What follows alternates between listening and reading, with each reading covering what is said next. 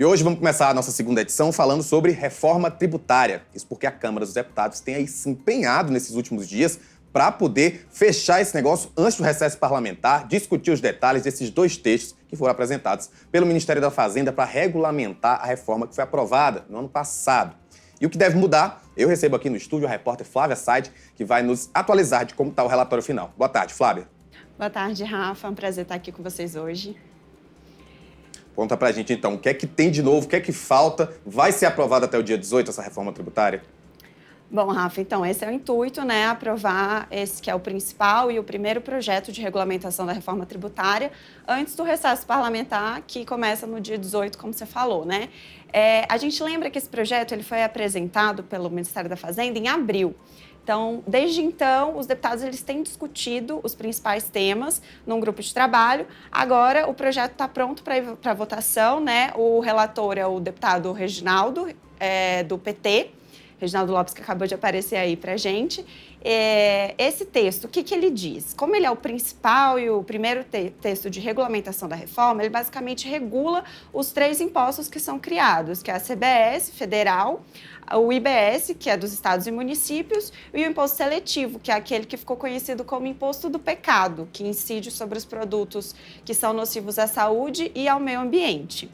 Então, ontem à noite, na terça, os deputados aprovaram a urgência do projeto, que significa que ele está pronto para a votação diretamente no plenário. A urgência, então, ela acelera a votação do texto e aí ele já está começando a ser discutido lá no plenário da Câmara, nessa quarta-feira, sob a relatoria do deputado Reginaldo Lopes. E os deputados começam a discutir, está tendo primeiro a leitura do relatório final, depois eles vão começar a discutir. Teve a apresentação de mais de 500 emendas, né, que são aquelas propostas de alteração do texto, as sugestões apresentadas pelos 513 deputados. Então, promete aí ser uma sessão longa de discussão de todos esses temas.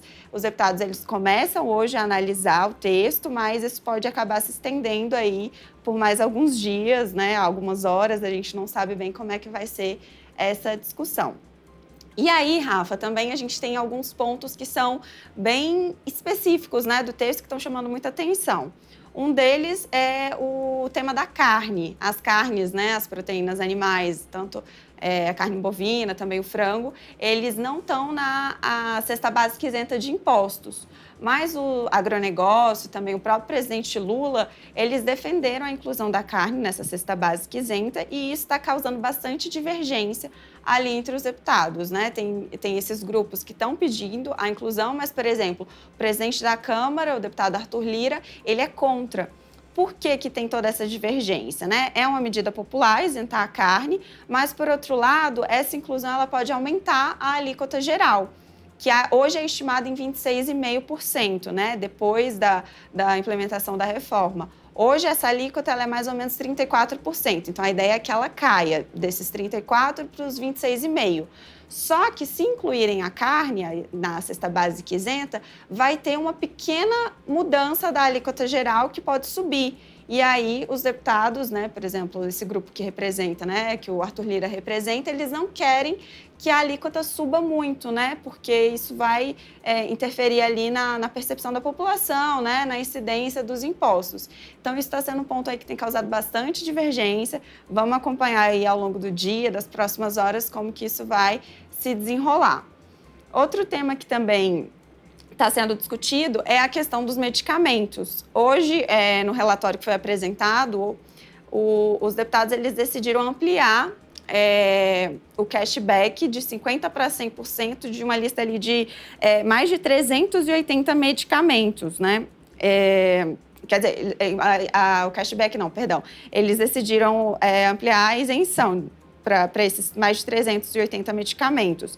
E os restantes, os demais medicamentos, eles vão ter uma redução de 60% da alíquota.